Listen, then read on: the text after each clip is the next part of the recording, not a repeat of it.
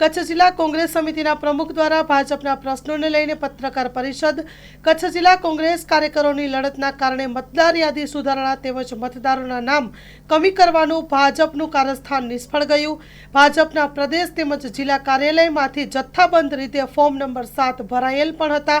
ભાજપના પ્રદેશ પ્રમુખ અને જિલ્લા પ્રમુખ સામે ષડયંત્રની મદદગારી કરવાનો ગુનો નોંધવામાં આવે વગેરે જેવા અનેક પ્રશ્નોને લઈને પત્રકાર પરિષદ માટે આયોજન કરી આવેદનપત્ર સાથે કચ્છ જિલ્લા કોંગ્રેસ સમિતિના પ્રમુખને પાઠવવામાં આવ્યું હતું। તો તે બાબતે વીકે હુંબલે વાત કરી હતી। સ્ટોરી રિપોર્ટ બાય કરણ વાઘેલા, ભુજ।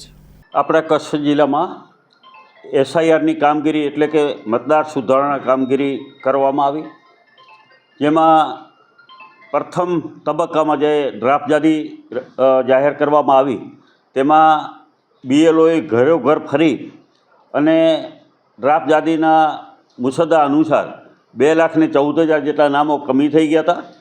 પરંતુ ત્યાર પછી ભાજપને શું કુબુદ્ધિ સૂજી કે એમને 72,000 જેટલા ફોર્મ નંબર 7 જે નામો કમી કરવા માટેનું ફોર્મ છે, જે જથ્થાબંધ રીતે જુદી જુદી પ્રાંત કચેરીઓમાં રજૂ કરવામાં આવ્યા।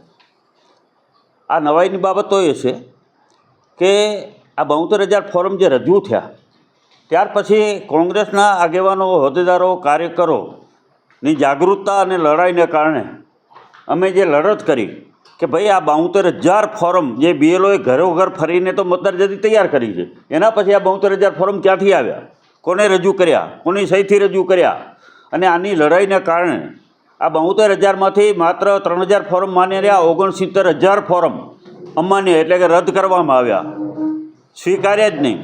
એનો મતલબ એ થયો કે ભાજપના નેતાઓના ઇશારે, ભાજપના આગેવાનોના ઇશારે આ ફોર્મ રજૂ કરવામાં આવ્યા હતા, જેમાં નામો ખોટા હતા, સહીઓ ખોટી હતી, મોબાઈલ નંબર ખોટા હતા, ચૂંટણી કાર્ડના નંબર ખોટા હતા, અને અમારી માંગણીની રજૂઆત એવી હતી કે આ ફોર્મ આવ્યા ક્યાંથી તમે મેળવ્યા એની તપાસ કરવામાં આવે અને જે પણ જવાબદાર હોય એની સામે ગુનો નોંધવામાં આવે। કારણ કે કાયદાની જોગવાઈ મુજબ કોઈ પણ મતદાર યાદી સાથે ચેડા કરે, ખોટી માહિતી આપે તો એમાં સજાની જોગવાઈ છે, અને આ સજાની જોગવાઈ મુજબ ગુનો નોંધાય એના માટે આજે અમે એસપી કચેરીને આવેદનપત્ર આપવાના છીએ।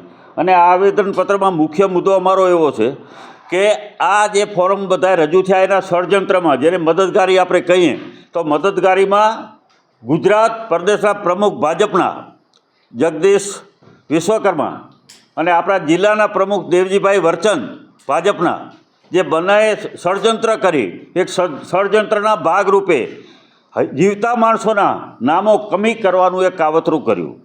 મિત્રો, નવાઈની બાબત તો એ છે કે 69,000 જેટલા ફોર્મ ખોટા રજૂ કર્યા એટલે ગંભીર બાબત કહેવાય, અને આજે આપણી ચૂંટણી પ્રક્રિયાને આખું વિખેર કરી નાખવાનું એક આ વ્યવસ્થિત કાવતરું હતું। ભયંકર આઝાદ ભારતના ઇતિહાસમાં કદાચ આવું ક્યારે કાવતરું નહીં થયું હોય। તમે હયાત માણસોના, જીવિત માણસોના, જે અહીંયા જ રહેતા હોય એવા મતદારોના નામો કેમ કમી કરાવી શકો?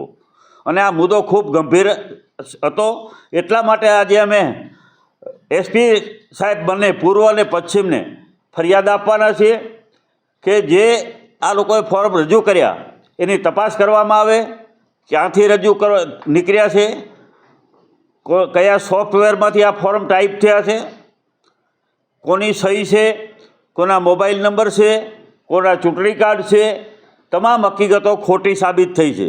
અને બીજી વાત કે કાયદાની જોગવાઈ મુજબ કોઈ પણ બ્લકમાં એટલે કે જથ્થાબંધ રીતે કોઈ નામો કમી કરવાના ફોર્મ આપી શકતા નથી। તેમ છતાં જથ્થાબંધ રીતે ફોર્મ દરેક પ્રાંત ઓફિસે આપવામાં આવ્યા તો એક તો સ્વીકારનારનો પણ ક્યાંક ને ક્યાંક દોષ ગણાય, ગુનો ગણાય કે એને આટલા જથ્થાબંધ ફોર્મ જે બીએલઓ પાસે સમક્ષ રજૂ કરવાના હતા એને બદલે પ્રાંત કચેરીએ કેમ રજૂ કર્યા અને સ્વીકાર્યા કોને, એની પર તપાસ ક્યાંક ને ક્યાંક થવી જોઈએ। આ અમારી રજૂઆત અને માંગણી છે। તો અમારી જે આજે રજૂઆત અમે એસપી સાહેબને કહેવાના છીએ માત્ર એટલું છે કે જુદી જુદી કલમો હેઠળ કલમ 61, કલમ 316 છેતરપિંડીની છે, 334 ને 36 ખોટા દસ્તાવેજ બનાવવા, 337 ખોટા વ્યક્તિઓ તરીકે રજૂ થવું, 338 કલમ નકલી દસ્તાવેજનો ઉપયોગ કરવો, કલમ નંબર 341 જાહેર રેકોર્ડ સાથે એટલા ચહેરા કોને કર્યા, તો આ હેઠળ એક ગુનો નોંધવામાં આવે. મતદાર યાદી અંગે ખોટું નિવેદન કરવું ભારતના સંવિધાનના આર્ટિકલ 14, 15, 19(1) એ અને 327 હેઠળના મૂળભૂત અધિકારોનો ક્યાંક ને ક્યાંક ભંગ થાય છે. તો ખરેખર જે અધિકારીઓ હતા એમને બ્લોકમાં ફોર્મ નંબર 7 સ્વીકાર્ય હતા જ નહીં, અને જે વ્યક્તિની ઓળખ અને જાણકારી ફરજિયાત હતી એ પણ એમને મેળવી નથી. EROની ફરજ હતી કે ખોટા ફોર્મ સ્વીકારવાની જરૂરિયાત જ નહોતી. તો અમે અત્યંત વિનમ્રતા સાથે નીચે મુજબની અમારી માંગ છે કે હેન્ડરાઇટિંગ અને ફોરેન્સિક તપાસ કરવામાં આવે કે કોને ફોર્મ કોની સહીથી રજૂ કર્યા છે, ફોર્મ ક્યાં પ્રિન્ટિંગ થયા, તેમજ કયા સોફ્ટવેર થયા મારફતે આવ્યા, એના પર સોર્સની તપાસ થવી જોઈએ. આ જથ્થાબંધ ફોર્મ કચેરીમાં કોણ જમા કરાવી ગયું તેની તપાસ કરવી, અને કચેરીના CCTV છે એ તપાસવામાં આવે, તથા જે કર્મચારીઓ દ્વારા સ્વીકારવામાં આવ્યા હોય તેની તપાસ કરવામાં આવે. તાત્કાલિક જવાબદાર વ્યક્તિઓ જે લોકોએ ગુનામાં મદદગારી કરી હોય તેવા તમામ સામે BNS અને RPA હેઠળ FIR નોંધવામાં આવે. આમ હજારો લોકોના અસ્તિત્વનો ખતરો ઊભો થતો હોય અને સામાન્ય જનતામાં ભયંકર આક્રોશ વ્યક્ત થયેલ છે, તથા દેશની સંવૈધાનિક સંસ્થાઓ અને પ્રશાસન સામે પણ મોટા પ્રશ્નો ઊભા થયા છે. તો અમારે કહેવાનો મતલબ એ છે કે પોલીસ વારંવાર એમ કહે કે પાતાળમાંથી અમે ગુનેગારોને શોધી આવી છે, પરંતુ આમાં તો સત્તા પક્ષ ભાજપના પ્રદેશ પ્રમુખ અને ભાજપના જિલ્લા પ્રમુખ કચ્છના એ આપણા બંને મદદગારીમાં છે. એમના મારફત જ આ ફોરમ પ્રાંત કચેરીઓને ફોન કરી એમને ફોન કર્યા છે, તમારે સ્વીકારી લેવાના છે, તમારે આ નામો કમી કરવાના છે. અને એમાં માત્ર ને માત્ર ટાર્ગેટ કોને બનાવ્યા કે કોંગ્રેસને મત આપતા હતા એવા લોકોને. એમાં OBC, SC, ST, માઇનોરિટી, એમાંય ખાસ કરીને મુસ્લિમો એટલા ટાર્ગેટ બનાવ્યા કે એક ગામમાં 70-80% જે ફોરમ આવ્યા એમાં મુસ્લિમ સમાજના છે.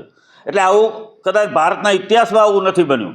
અને નવાઈની વાત એ છે કે હમણાં પણ આટલું બધું પ્રક્રિયા કર્યા પછી માત્ર 3000 ફોરમ માન્ય રહ્યા, એટલે 69,000 ફોરમ જે રદ થયા છે, અમાન્ય થયા છે. તો એનો મતલબ એ થયો કે ફોરમ ખોટા ભરી અને આખું વ્યવસ્થાને ખોરવી નાખવા માટેનું વ્યવસ્થિત એક કાવતરું હતું. તો એના સામે ગુનો દાખલ થવો જોઈએ અને ખાસ કરીને ફરિયાદ નોંધવી જોઈએ. અમે SPને આજે આપી છે કે આના જે હોદ્દે પહેલાં મુખ્ય તમારે જેને મદદગારી કરી છે, જેમાં આ ષડયંત્રના ભાગીદાર છે એવા પ્રદેશ પ્રમુખ અને જિલ્લાના પ્રમુખ સામે ગુનો નહોતો, પછી નીચેના એકલા રિમાન્ડ એના માંગો એટલે એકલા એના નામો આપશે, અને એ નામોના મારફત હર્ષ સંઘવી કહે છે ને કે કાયદામાં રહેશો તો ફાયદામાં રહેશો. તો આમાંય આપણે જોશું કાયદામાં રહેશો તો ફાયદામાં રહેશે કે કેમ, અને એના પર વરઘોડા જો ગુનેગાર હોય તો એના પર બીજા ગરીબ લોકોના વરઘોડા કાઢે, એમ આના પર વરઘોડા કાઢવા જોઈએ.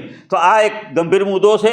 એના માટેની અમારી આજ પ્રેસ હતી. આ પ્રેસમાં અમારા આગેવાનો જિલ્લા કોંગ્રેસના ભાઈ રમેશભાઈ ગરવાજી, ભાઈ શ્રી રામદેવસિંહભાઈ જાડેજા, કિશોરદાનભાઈ, રાખાજીભાઈ, બેન શ્રી અંજલીબેન, ગનીભાઈ કુંભા, તમામ આગેવાનો પણ અહીંયા હાજર હતા. અને ખાસ કરીને જો આ SP આ મુદ્દાને ગંભીરતાથી નહીં લે તો એની સામે પણ અમે બધાને સાથે મળી અને કોર્ટમાં અમે દાવો કરીશું, એટલું આપણા માધ્યમથી અમે કહેવા માગીએ છીએ. આજે અમે આવેદનપત્ર નહીં પણ એક ફરિયાદના રૂપમાં અમે ફરિયાદ પણ આપવા આજે SP કચેરીએ જઈ રહ્યા છીએ. આપનો આભાર, ધન્યવાદ.